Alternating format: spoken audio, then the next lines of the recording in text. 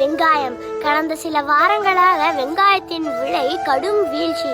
வீழ்ந்தது வெங்காயத்தின் விலை மட்டுமல்ல, விலை மதிப்பற்ற விவசாயங்களும் தான். வெங்காயம் உரிக்கும் போதுதான் மக்களுக்கு கண்ணீர் வரும். ஆனால் இப்பொழுது வெங்காயம் பயிரிட்ட விவசாயிகளுக்கு வெங்காயம் உரிக்காமலே கண்ணீர் வருகிறது.